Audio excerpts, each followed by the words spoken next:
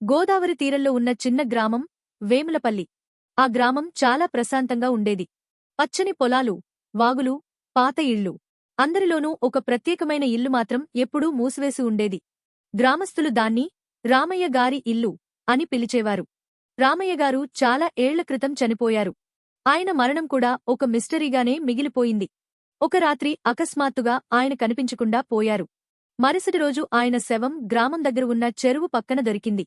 అప్పటినుంచి ఆ ఇల్లు మూసివేసి ఉంది. ఒకరోజు పట్టణం నుంచి సాయి అనే యువకుడు ఆ గ్రామానికి వచ్చాడు.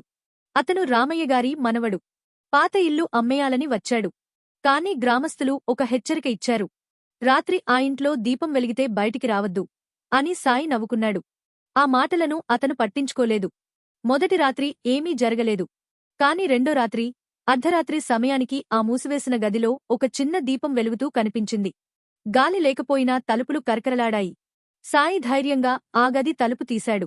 లోపల ఒక పాత పెట్టె ఉంది. ఆ పెట్టె లోపల రామయ్యగారి డైరీ. డైరీలో ఒక రహస్యం ఉంది. గ్రామ చెరువు కింద ఒక నిధి దాచినట్టు, దాన్ని కాపాడేందుకు ఆయన తన మరణాన్ని నాటకం చేసినట్టు రాసి ఉంది. సాయి ఆశ్చర్యపోయాడు. మరుసటి రోజు చెరువుకి వెళ్లి చూడగా అక్కడ చిన్న రంధ్రం కనిపించింది. లోపల నిజంగానే పాత బంగారు నాణేలు ఉన్నాయి. కాని వాటితో పాటు ఒక చిట్టి కూడా ఉంది. ఈ నిధి గ్రామ అభివృద్ధికి ఉపయోగించాలి. సాయి అర్థం చేసుకున్నాడు. అది రామయ్యగారి ఆఖరి కోరిక. ఆ నిధితో గ్రామంలో పాఠశాల నిర్మించాడు. ఆ రోజునుంచి ఆ ఇంట్లో మళ్లీ ఎప్పుడూ ఆ దీపం వెలగలేదు. కాని గ్రామస్థులు ఇప్పటికీ చెబుతారు, రామయ్యగారి ఆత్మ ఇప్పటికీ గ్రామాన్ని కాపాడుతోంది